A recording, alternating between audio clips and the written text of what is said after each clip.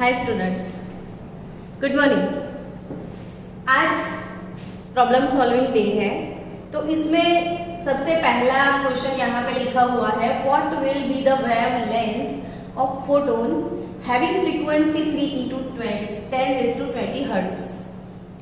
यहाँ पे जब भी ऐसे क्वेश्चंस आपके सामने आते हैं तो वो प्रॉब्लम सॉल्व कैसे करते हैं, प्रॉब्लम से ही डर जाते हैं बच्चे कि न्यूमेरिकल्स आते हैं ना, तो कितने चैप्टर में न्यूमेरिकल्स होंगे। कल ही एक स्टूडेंट ने मुझे क्वेश्चन पूछा, मैम केमिस्ट्री में ऐसे कितने चैप्टर हैं जिसमें न्यूमेरिकल्स आएंगे। तो बोला क्यों भाई, न्यूमेरिकल्स से क्यों डर लगता है, वो तो हर चैप्टर में न्यूमेरिकल्स है, तो हर एक चैप्टर में आएंगे। थियरी पोर्शन होता है ना, तो मैं पढ़ लेता हूँ, न्यूमेरिकल्स मुझे समझ में नहीं आते हैं। तो ऐसा नहीं होना चाहिए, न्यूमेरिकल्स वो थियरी बेस्ड होते हैं। जब थियरी आपको समझ में आती है तो न्यूमेरिकल्स तो बट ऑब्वियस चीज है, आप समझ ही पाओगे। तो अगर आपको न्यूमेरिकल सॉल्व करने हैं ना, तो क्वेश्चन को ऐसे धीरे धीरे धीरे पढ़ो। आप पहले से ही अपने दिमाग में ये चीजें सेट करके रखते हो कि न्यूमेरिकल्स, अरे भाई ये तो मैं नहीं कर पाऊंगा, इसीलिए आपको नहीं आते हैं। तो जब भी न्यूमेरिकल्स आए आराम से पढ़ो, डरो मत, डर के आगे जीत है। तो यहाँ पे क्या लिखा है मैंने, देखो, what will be the wavelength, तो पहले ही पता चल रहा है ना, उसने क्वेश्चन क्या पूछ लिया, what will be the wavelength, यानी कि हमको क्या कैलकुलेट करना है, बोलो, वेवलेंथ। तो यहाँ पे हमको कैलकुलेट क्या करना है, वेवलेंथ। अब वेवलेंथ का सिंबल याद करो, तो आपके मन में लड्डू फूट गए होंगे, मैडम लैम्डा, यस। तो यहाँ पे लैम्डा मुझे कैलकुलेट करना है। Now what will be the wavelength of photon having frequency, यानी कि मेरे पास यहाँ पे क्या है, फ्रीक्वेंसी है। तो फ्रीक्वेंसी को क्या बोलते हैं, चलो इसके लिए मन में लड्डू फूटने चाहिए कि फ्रीक्वेंसी क्या होता है। तो फ्रीक्वेंसी को हम न्यू बोलते हैं। न्यू कितना है हमारे पास, तो 3 × 10⁻20 हर्ट्ज। कितना इजी न्यूमेरिकल है, फ्रीक्वेंसी दिया है, वेवलेंथ निकालना है। तो अब ये सोचो कि what is the relation between frequency and wavelength. तो ऐसा कोई फॉर्मूला है, तो फॉर्मूला याद रखो। तो frequency new is nothing but c/λ। अब ये c नई चीज आई, वो क्या है, तो c is nothing but velocity of light.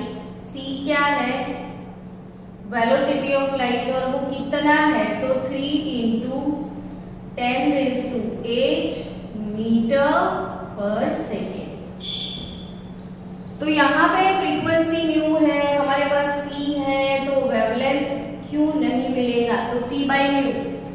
अब c का वैल्यू लिख दो, यूनिट के साथ आप याद रखा करो चीजों को। यूनिट कभी रट्टा मारने की चीज नहीं है, समझने की चीज है। आपको फिजिक्स में भी वो MLT वाले फॉर्मूला आते होंगे, तो MLT वाले फॉर्मूला फिजिक्स में आपको डायमेंशनल फॉर्मूला याद रखने हैं। तो बट ऑब्वियस यूनिट आपको पता होंगे तो आप MLT डिराइव कर पाओगे, रट्टा थोड़ी ना मारोगे यहाँ पे।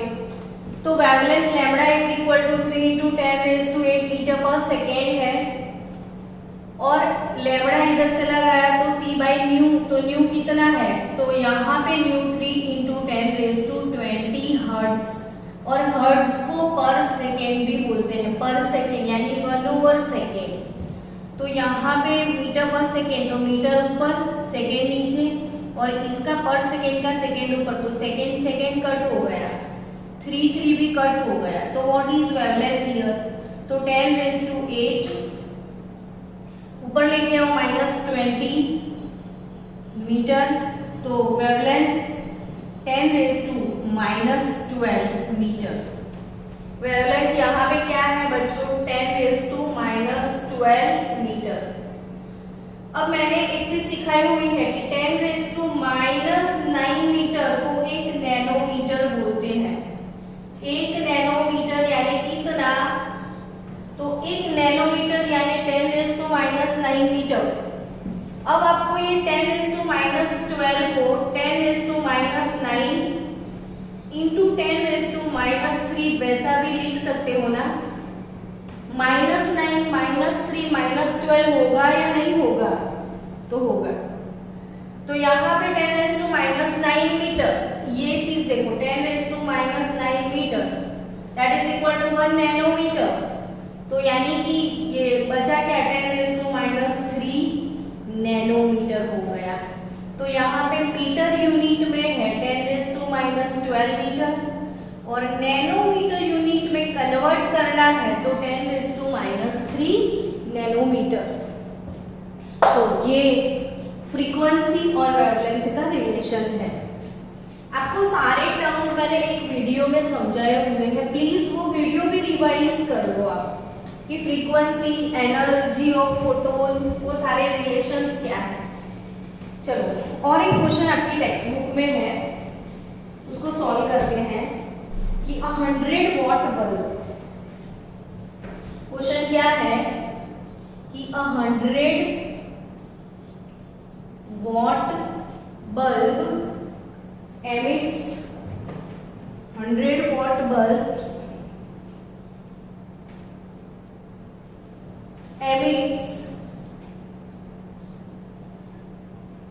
monochromatic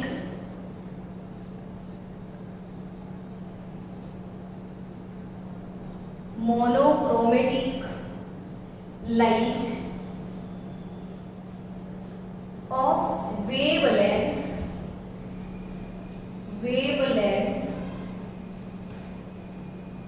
400 nanometer. Wavelength 400 nanometer. Calculate the number of photons emitted. Calculate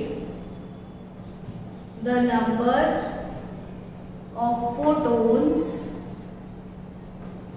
emitted. Calculate the number of photons emitted per second by the bulb. Number of photon emitted per second by the bulb. ये question आपकी NCERT text book का है, जो कि problem number 2.7 है। तो text book का ये प्रॉब्लम है। चलो इसको सॉल्व करते हैं कि 100 what bulb emits monochromatic light of wavelength 400 nanometer. Calculate the number of photons emitted per second. अब इसको ध्यान से धीरे धीरे पढ़ो कि 100 वोल्ट बल्ब, तो यहाँ पे बल्ब, आपने ये चीजें अपनी डे टू डे लाइफ में भी बोली होगी। अगर आप शॉपकीपर के पास जाते हो कि मुझे बल्ब लेना है, तो पूछेगा कितने वॉट का है ना। तो ये वॉट क्या है? तो बल्ब का पावर है। बल्ब का पावर, जिसको वॉट यूनिट में हम कन्वर्ट करके, जैसे किलो वॉट आवर यानी कि यूनिट।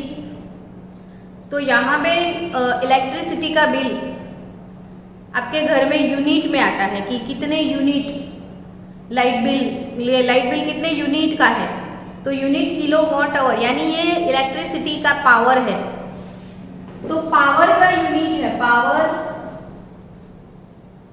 ऑफ बल्ब 100 वॉट आपको यहां पे दिया हुआ है। अब वॉट क्या है? तो याद रखो वॉट यानी जूल पर सेकेंड। बार बार ये चीजों को रिवाइज करोगे तो ये आप समझ जाओगे कि वेट फॉर 2 मिनट्स स्टूडेंट्स। यहाँ पे पावर ऑफ बल्ब 100 वॉट, यानी कि जो पावर है, पावर उसका वॉट यूनिट है। तो वॉट होता क्या है? तो वॉट यानी जूल पर सेकेंड। तो आपके पास यहाँ पे बल्ब का पावर दिया हुआ है। अब वेवलेंथ भी है, देखो मोनोक्रोमेटिक लाइट। मोनोक्रोमेटिक लाइट यानी सिर्फ एक कलर का लाइट। अब आपको लाइट वेव जो है पता है उसमें 7 कंपोनेंट होते हैं, वो 7 कलर्स को मिलके व्हाइट लाइट बनता है। यहाँ पे मोनोक्रोमेटिक यानी सिंगल कलर वाला लाइट, तो उसका वेवलेंथ है 400 नैनोमीटर। तो वेवलेंथ का सिंबल क्या है, तो वेवलेंथ होता क्या है, तो वेवलेंथ है लैम्बडा और वो है 400 नैनोमीटर। अब नैनो में क्या है, तो नैनो में सपना यहाँ पे नहीं है, ये जो नैनो है, नैनो यानी 10⁻⁹ मीटर है।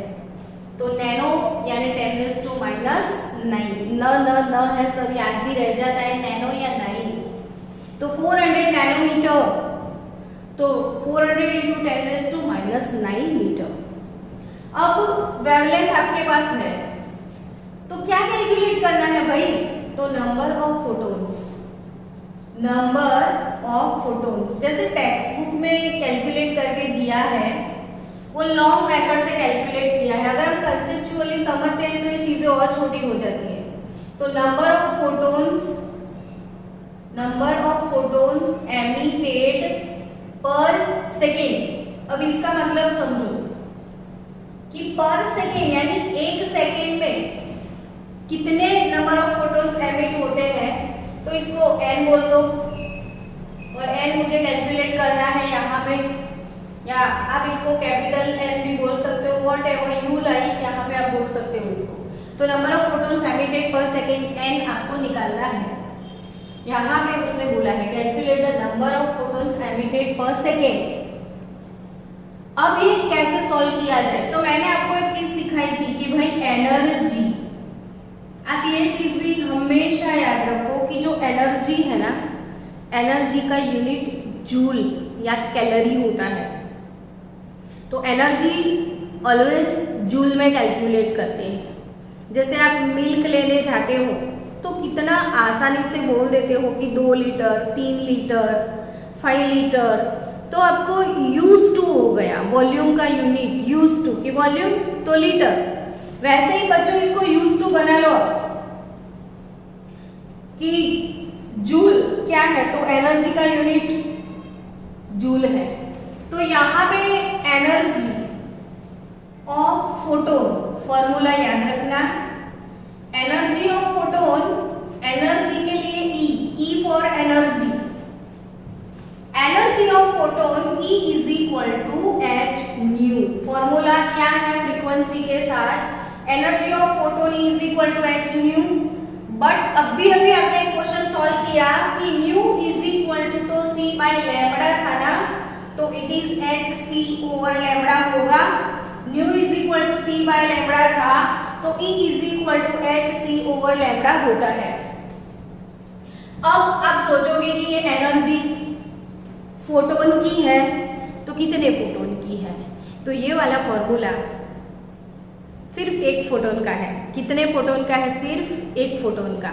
तो ये जो एनर्जी है वन एंड ओनली 1 फोटोन की है, ये छोटे से पॉकेट की है। समझो कि ये पूरा मेरे पास मोनोक्रोमेटिक वेव है, लेकिन हमने इतने दिनों से प्रूव कर दिया कि wave is made up of particles and that particles are known as photons. तो ये छोटा सा एनर्जी पॉकेट है, क्यूट वाला एनर्जी पॉकेट है, इसको हम फोटोन बोलते हैं। व्हाट इज फोटोन हियर, तो पार्टिकल ऑफ लाइट।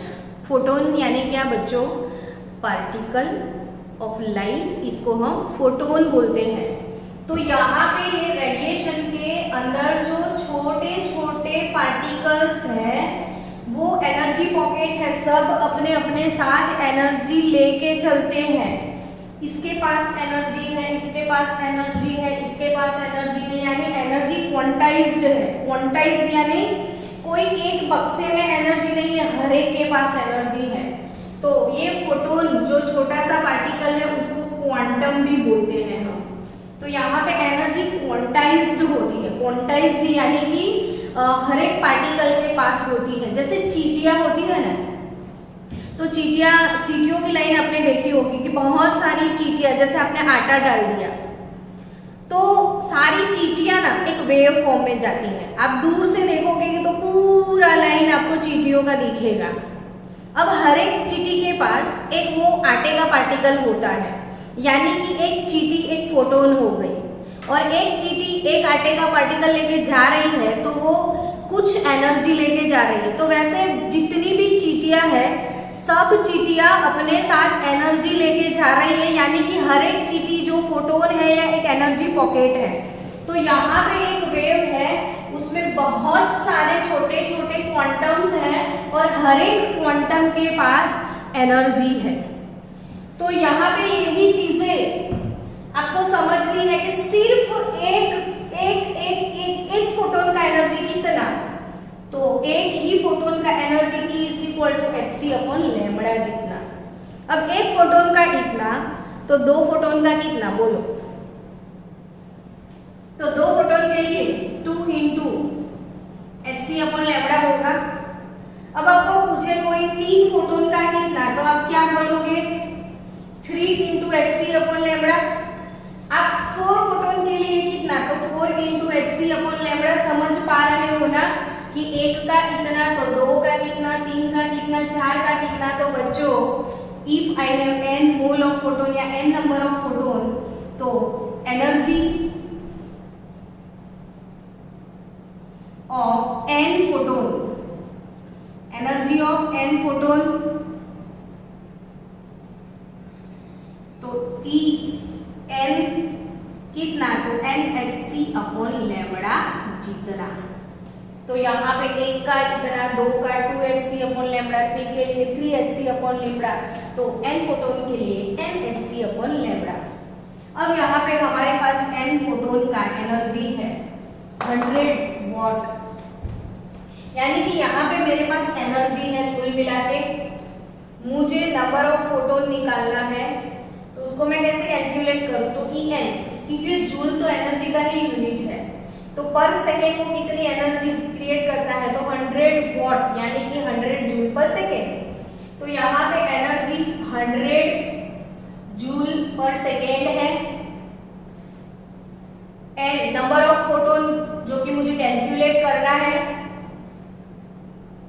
तो n यहाँ पे मैं डायरेक्ट लिख दूं पहले कि हीरो बना दूं n को, n निकालना है तो E into lambda upon h into C हो जाएगा। E इंटू लैम्बडा, ये लैम्बडा यहाँ चला जाएगा, h इंटू सी अपॉन में आ जाएगा। तो यहाँ पे नंबर ऑफ फोटोन निकालना है, एनर्जी हमारे पास है 100 जूल पर सेकेंड, यानी कि जूल अपॉन सेकेंड। वेवलेंथ है हमारे पास 400 इंटू 10⁻⁹ मीटर है। अब h प्लैंक कांस्टेंट है, प्लैंक कांस्टेंट का वैल्यू आपको याद रखना है 6.626 into 10⁻34 joule into second.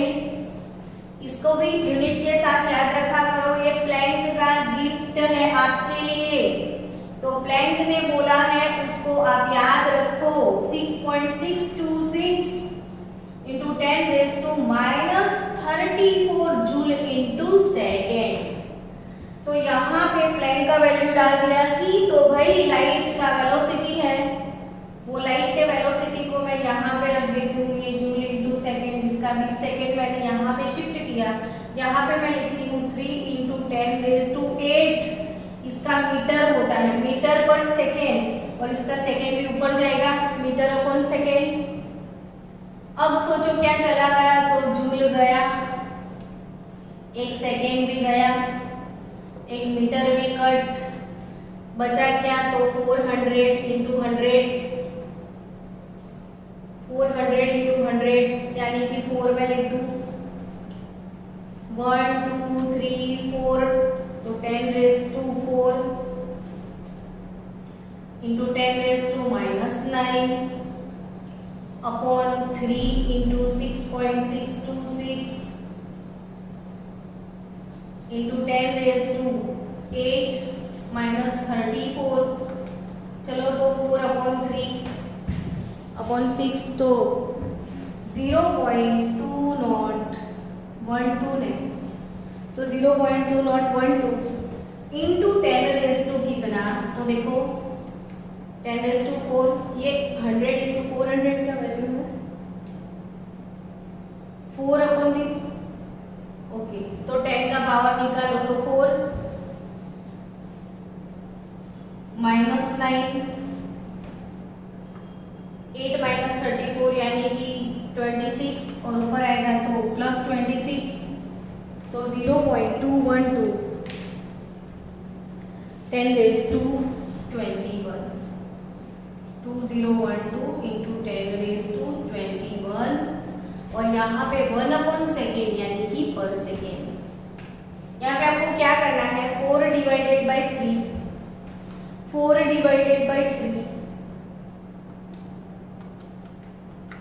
Again divided by 6.626 तो उसका आंसर 0.2012 और यहाँ पे 10⁻4 10⁻−9 यानी 10⁻−5 होगा तो ये 10⁻−5 हो गया और ये 8 - 34 तो यानी कि -26 होगा, ऊपर आएगा तो +26 तो यहाँ पे 26 - 21 पर सेकेंड तो ये हो गया नंबर ऑफ फोटोन पर सेकेंड। देखो पर सेकेंड यूनिट आया है तो यहाँ पे उसने वही पूछा है कि नंबर ऑफ फोटोन एमिटेड पर सेकेंड, तो डायरेक्टली आप इसी फॉर्मूला से ये क्वेश्चन आप सॉल्व कर सकते हो। अब ऐसा सेम क्वेश्चन आपको मुझे होमवर्क में देना है तो सेम क्वेश्चन आप सॉल्व करके मुझे आंसर भेजना। लिखो, ये क्वेश्चन आपका लिख दिया ना आपने, तो लिखो सेम क्वेश्चन लेकिन यहाँ पे 100 वॉट की जगह पे आप कर लो 200 वॉट। और 200 watt bulb emits monochromatic light of wavelength 400 nanometre की जगह पे कर लो 200 नैनोमीटर। चलो same question for your homework कि a 200 watt bulb emits monochromatic light of wavelength 200 nanometer. Calculate the number of photons emitted per second. तो ये same question आप सॉल्व करके मुझे आंसर भेज देना। ये हो गया ना आपका, स्क्रीनशॉट लेना है, जो लेना है वो खत्म करो बात। चलो नेक्स्ट क्वेश्चन टेक्स्ट बुक का ही करते हैं solve.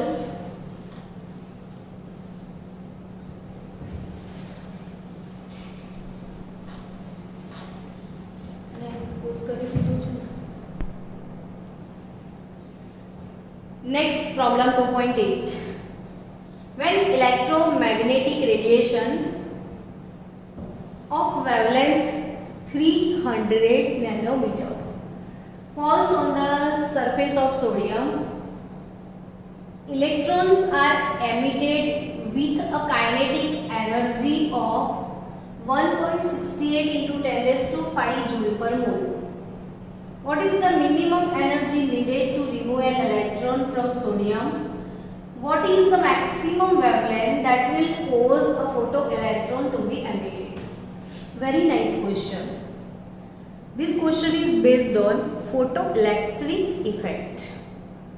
Now, what is the meaning of photoelectric effect? तो यहाँ पे फोटो यानी कि लाइट, ये सोच लो कि सोडियम मेटल का सरफेस है। अगर मैंने सोडियम मेटल का सरफेस सोलर सेल में यूज किया, आपने सोलर सेल वर्ड सुना है कि जो सोलार एनर्जी को इलेक्ट्रिक एनर्जी में कन्वर्ट करता है, सोलार एनर्जी को इलेक्ट्रिक एनर्जी में कन्वर्ट करता है।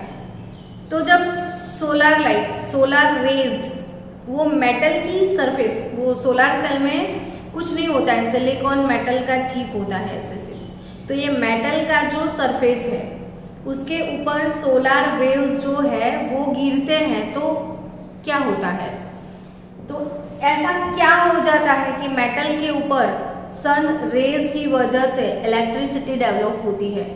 तो ये सोचो ना, what is electricity, what is electric current.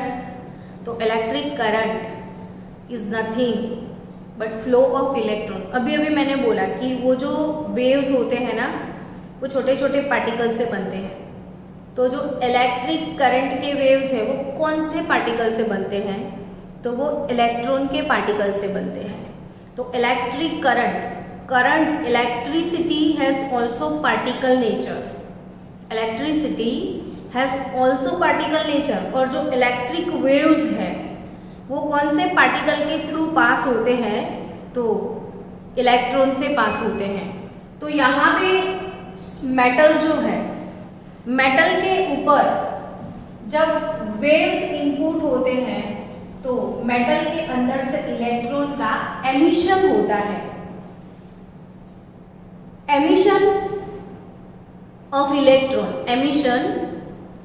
Electron by metal radiation is called photoelectric effect.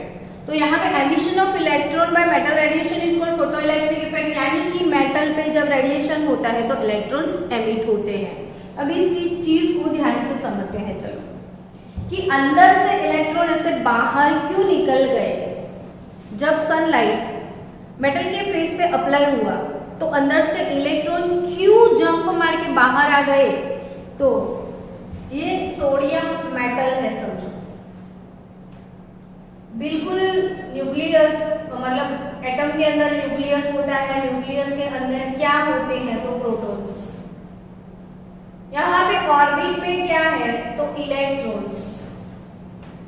Proton के ऊपर कौन सा चार्ज है? तो पॉजिटिव। इलेक्ट्रॉन के ऊपर कौन सा चार्ज है? तो नेगेटिव।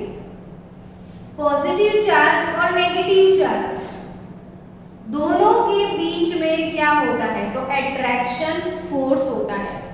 ये ऑपोजिट चार्ज है ना, तो दो ऑपोजिट चार्ज के बीच में कूलॉम्बिक अट्रैक्शन होता है, यानी कि प्रोटॉन इलेक्ट्रॉन को जकड़ के रखता है, इलेक्ट्रॉन प्रोटॉन से जकड़ा हुआ होता है। अब यहां से मुझे इसको निकालना है, इलेक्ट्रॉन को, यानी कि ये दोनों के बीच का अंदर का जो अट्रैक्शन है उसको मुझे तोड़ना पड़ेगा। और कोई भी चीज को तोड़ने के लिए एनर्जी देना पड़ता है। तो यहाँ पे इलेक्ट्रॉन्स को निकालने के लिए मुझे एनर्जी प्रोवाइड करना पड़ेगा। और वो एनर्जी मैं कहाँ से लाऊंगी? तो सनलाइट। यहाँ पे सनलाइट या जो भी रेडिएशन है उस रेडिएशंस में फोटोन्स है। ये वाले रेडिएशंस में क्या है? फोटोन। और ये वाले फोटोन के पास एनर्जी है, और ये वाले फोटोन की एनर्जी ये इलेक्ट्रॉन गेन कर जाते हैं। फोटोन की एनर्जी किसको मिल जाती है? इलेक्ट्रॉन को। और जैसा इलेक्ट्रॉन को एनर्जी मिल जाता है वो जोश में आ जाता है, जंपिंग जंप करने लगता है कि बहुत सारी एनर्जी मिल गई, वो फट से जंप करके बाहर निकल जाएगा। यानी कि जो सोडियम मेटल थी उसने अपना एक मेंबर लूज कर दिया, और ये जो इलेक्ट्रॉन है वो सोडियम को छोड़ के चला गया। यानी कि सोडियम के अंदर से इलेक्ट्रॉन बाहर निकल गया, सोडियम प्लस बन गया, और ये वाली प्रोसेस को बोलते हैं आयोनाइजेशन। सोडियम से सोडियम प्लस बनने की प्रोसेस को क्या बोलेंगे हम? आयोनाइजेशन। और आयोनाइजेशन प्रोसेस के लिए इलेक्ट्रॉन हटाने के लिए एनर्जी चाहिए मुझे, और वो एनर्जी ये रेडिएशन से मिलती है। अब यहाँ पे दूसरी चीज समझो फोटोइलेक्ट्रिक इफेक्ट में, कि चलो ये तो आपको समझ में आ गया कि ये रेडिएशन आया, अपने साथ बॉर्नवीटा लाया, इलेक्ट्रॉन ने बॉर्नवीटा पी लिया, बॉर्नवीटा पीते ही इलेक्ट्रॉन में एनर्जी आ गई, और एनर्जी आने के बाद वो जंप करके बाहर चला गया। अब ये सोच रहा है कि यहाँ पे चलो इसके पास, उसको पता तो नहीं था ना कि इलेक्ट्रॉन को जंपिंग जंपा के लिए कितना एनर्जी चाहिए, वो उसको पता नहीं है। तो शायद इसने 1000 किलो जूल एनर्जी वाला ये रेडिएशन है, मान लो कि ये वाला रेडिएशन कितनी जूल वाला है? 1000 किलो जूल इसका एनर्जी है। लेकिन इलेक्ट्रॉन को जंप करने के लिए सिर्फ 400 की जरूरत है। इसने कितना दे दिया? 1000। बट इसको यूटिलाइज, उसको चीजें खरीदने के लिए करने के लिए कितना चाहिए, तो 400 किलो जूल उसको चाहिए। लिया तो उसने 1000, यूज किया 400, तो 600 कहाँ गए, तो उसके पॉकेट में है अभी। तो ये 600 किलो जूल को अपने पॉकेट में स्टोर कर लेता है, और जो स्टोरेज एनर्जी है उसको साथ में लेके घूमता है ये। और अगर इसके पास इतना एनर्जी है तो वो पावर उसका बढ़ जाएगा, उसको काइनेटिक एनर्जी बोलेंगे हम। तो काइनेटिक एनर्जी में कन्वर्ट हो जाता है। तो यहाँ पे समझो कि इनपुट एनर्जी 1000 थी, जंपिंग जपाक के लिए उसने यूज करी 400 और बची कितनी 600। तो जो बच गई वो है काइनेटिक एनर्जी। जो बची हुई पॉकेट मनी है वो क्या है, काइनेटिक एनर्जी, जिसको बोलते हैं हाफ mv²। काइनेटिक एनर्जी को क्या बोलते हैं हम, हाफ mv²। ये काइनेटिक एनर्जी है, ये minimum energy needed to remove an electron from sodium है, और ये है इनपुट एनर्जी। अगर इनपुट एनर्जी को मैं hν बोल दूं, एब्जॉर्ब एनर्जी को मैं hν0 बोल दूं, तो ये बचा काइनेटिक एनर्जी हाफ mv²। तो इसको वर्क फंक्शन बोलते हैं, जो कि जंपिंग जपाक में यूज होता है, वो क्या होता है, वर्क फंक्शन। तो यहाँ पे ये मिनिमम फ्रीक्वेंसी है जिसकी वजह से इलेक्ट्रॉन एमिट होते हैं। मिनिमम फ्रीक्वेंसी जहां से इलेक्ट्रॉन का एमिशन होता है उसको हम थ्रेशोल्ड फ्रीक्वेंसी या थ्रेशोल्ड एनर्जी बोलते हैं। तो ये थ्रेशोल्ड एनर्जी है और ये थ्रेशोल्ड फ्रीक्वेंसी है जिस मिनिमम एनर्जी पे इलेक्ट्रॉन जंप मार जाते हैं। जैसे एग्जाम है, 100 मार्क का पेपर है, तो आप मिनिमम मार्क्स कितने लाओगे, तो पास हो जाओगे, तो 35। तो आपके मिनिमम रेंज अगर 35 है जहां पे आप पास होते हो, तो ये 35 थ्रेशोल्ड मार्क है, थ्रेशोल्ड मार्क। तो जो मिनिमम एनर्जी इलेक्ट्रॉन को रिमूव करने के लिए चाहिए उसको हम बोलते हैं थ्रेशोल्ड एनर्जी। और ये जो पूरा है वर्क फंक्शन बोलते हैं, hν0 is nothing but work function. और जो बच गया वो काइनेटिक एनर्जी इलेक्ट्रॉन में पॉकेट में लेके घूमता है, उसको बोलते हैं हाफ mv², और इनपुट एनर्जी hν होगा। तो यहाँ पे मुझे वर्क फंक्शन कैलकुलेट करना है, तो मैं hν से, हमको क्या क्वेश्चन है कि what is the minimum energy needed to remove an electron, यानी कि ये वाला कैलकुलेट करना है। तो 100 हमको कैलकुलेट करके उसमें से काइनेटिक एनर्जी रिमूव कर देंगे तो ये हमको मिल जाएगा। तो hν माइनस हाफ mv² करो तो hν0 आप कैलकुलेट कर सकते हो। तो चलो ये क्वेश्चन को सॉल्व करते हैं। अभी मजा आने वाला है, बहुत ही एक्स्ट्रा ऑर्डिनरी क्वेश्चन है, इट्स वेरी नाइस क्वेश्चन। समझ के करोगे तो कभी भी प्रॉब्लम नहीं आएगी। ये है सोडियम मेटल का surface. When electromagnetic radiation of wavelength having 300 nanometer, यहाँ पे ये रेडिएशन जो है इसका वेवलेंथ है 300 नैनोमीटर का, ये वेवलेंथ है आपके पास। Falls on the surface of sodium, वो सोडियम की सरफेस पे गिरता है और अंदर से इलेक्ट्रॉन का एमिशन होने लगता है, और that emitted electron in the kinetic energy half mv², which is nothing but 1.68 into 10⁵ joule per mole. ये पर मोल दिया गया है काइनेटिक एनर्जी, मतलब इलेक्ट्रॉन के पॉकेट में इतना एनर्जी है, इलेक्ट्रॉन को इतना मैंने दिया था, तो इन दोनों के बीच का जो डिफरेंस होगा वो इलेक्ट्रॉन खा गया जंपिंग जपाक के लिए। तो अब ये कैसे कैलकुलेट करोगे वो सोचो। तो यहाँ पे एनर्जी के फॉर्म में है, यहाँ पे वेवलेंथ के फॉर्म में है, तो मुझे वेवलेंथ को एनर्जी में कन्वर्ट करना पड़ेगा। तो सबसे पहले मुझे 1 मोल यानी कि E मोल निकालना पड़ेगा। यहाँ पे वेवलेंथ के हिसाब से 1 मोल फोटोन का एनर्जी कितना होगा, तो for 1 mole of photon energy upon lambda. 1 मोल कितने पार्टिकल, भूल जाते हो आप बार बार, 1 मोल है कितने पार्टिकल, तो 1 मोल में है 6.022 into 10⁻23। अब H बोलो बोलो, मन में बोलो। 6.626 इंटू 10⁻⁻34 जूल इंटू सेकेंड। फिर C velocity of light 3 into 10⁸ metre per second, metre per second, second second cut. अब बच गया वेवलेंथ। वेवलेंथ है 300, नैनो में क्या है तो 10⁻⁹ है। और फिर मीटर, तो मीटर भी चला गया, बचा सिर्फ जूल। तो एनर्जी तो वैसे भी जूल में है और ये भी पर मोल है, तो हमको मिलेगा जूल पर मोल। तो यहाँ पे इसको मल्टीप्लाई करो तो 6.022 इंटू 6.626 अपॉन 300 करके आंसर दो तो 0.399 आपका आंसर मिलेगा।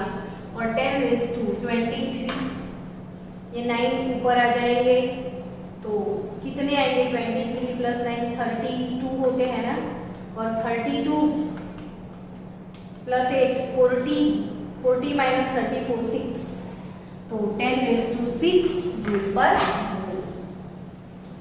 अब यहाँ पे ई मोल और ये वर्क फंक्शन जो है ये चाहिए मुझे, मैंने पढ़ाया था कि इनपुट एनर्जी hν है, तो वर्क फंक्शन hν0 + ½ mv² वाला फॉर्मूला यहाँ पे आप यूटिलाइज कर सकते हो।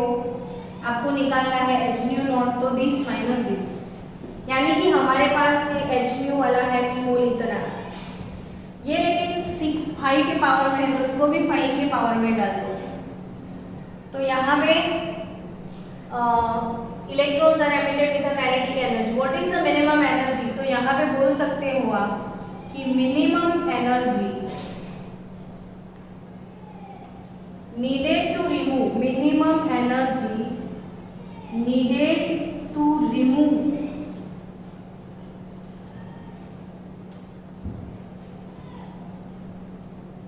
1 mole of electron from sodium, तो वो कितना होगा, तो यहाँ पे 0.399 में कर देती हूँ, तो 3.99 इंटू 10⁻⁵ हो जाएगा। यहाँ पे मुझे एक डिजिट शिफ्ट होना है 3.99, तो मैं इस साइड शिफ्ट होंगी तो 10⁻⁻1 आएगा, ये 10⁻6 है तो 10⁻⁵ जूल पर मोल मिल जाएगा। तो -1.68 into 10⁻⁵। So here this 10⁻⁵ common निकाल देना है आपको, बचा क्या, तो 3.99 - 1.68, तो 3.99 - 1.68 तो 2.31 इंटू 10⁻⁵ जूल पर मोल। अब ये आंसर आपका जूल पर मोल आएगा, क्योंकि ये ई मोल है, ये भी मोल है, तो ये मोल के लिए है। लेकिन आपके जो क्वेश्चन जिसने बनाया वो काफी स्मार्ट है, उसने आपको मोल के लिए नहीं पूछा है भाई, सिर्फ एक इलेक्ट्रॉन का पूछ लिया। ये तो एक मोल का है, आपको क्वेश्चन में सिर्फ एक इलेक्ट्रॉन का कैलकुलेट करना है। तो एक इलेक्ट्रॉन के लिए कैसे आप कैलकुलेट करोगे, तो यहाँ पे इसको हटा देते हैं हम। अब आपको सोचना है कि ये 1 मोल के लिए है, तो 1 मोल में कितने इलेक्ट्रॉन होते हैं, तो 6.022 इंटू 10⁻23 यानी 1 मोल इलेक्ट्रॉन, तो 6.022 into 10⁻23 electrons are needed to remove, electrons are required, energy needed to remove. तो यहाँ पे इतने इलेक्ट्रॉन के लिए कितनी एनर्जी चाहिए, 2.31 इंटू 10⁵ जूल एनर्जी चाहिए। ये जूल पर मोल है बच्चों, समझो इसको कि ये जूल पर मोल, यानी ये एक मोल के लिए है। तो ये एक मोल में इतने इलेक्ट्रॉन होते हैं, तो इतने इलेक्ट्रॉन के लिए इतनी एनर्जी चाहिए, इतने इलेक्ट्रॉन को कुल एनर्जी इतनी चाहिए, तो एक इलेक्ट्रॉन को कितनी चाहिए। तो हम यहाँ पे लिख सकते हैं कि energy required to remove an electron यानी single electron from sodium is 2.31 2.31 into 10 raised to 5 divided by 6.022 into 10 raised to 23. तो कितनी एनर्जी आपको चाहिए? तो 2.31 डिवाइडेड बाय 6.022 तो 0.3835 आएगा और 10 raised to 5 upon 10 raised to 23 यानी कि 10 raised to -18 जूल। अब ये एनर्जी आपको मिल गई सिर्फ एक इलेक्ट्रॉन को रिमूव करने के लिए, लेकिन क्वेश्चन तो अभी भी है यहाँ पे कि क्या पूछते हैं, अभी भी उन्होंने कुछ पूछ लिया है। तो वो क्या? तो what is the maximum wavelength that will cause a photo electron to be emitted. अब वेवलेंथ कैलकुलेट करने का क्वेश्चन है, तो आपके पास एनर्जी है एक इलेक्ट्रॉन का, ये सिर्फ एक इलेक्ट्रॉन का एनर्जी है, तो उसका वेवलेंथ क्या होगा? दिस फोटो इलेक्ट्रॉन का वेवलेंथ निकालो। तो एनर्जी और वेवलेंथ का रिलेशन अगेन याद करो, E is equal to hc over lambda. Energy और फ्रीक्वेंसी का रिलेशन क्या है बच्चों? E is equal to energy और वेवलेंथ का relation E is equal to hc over lambda. Lambda यहाँ पे कैलकुलेट करना है तो h into C over E लगा लो आप, तो h प्लैंक का constant 6.626 into 10 raise to -34 joule into second और velocity c3 into 10 raise to 8 metre per second. तो सेकेंड तो गई। अब एनर्जी तो 0.3835 इंटू 10 रेज़ टू -18 जूल, तो जूल भी गया।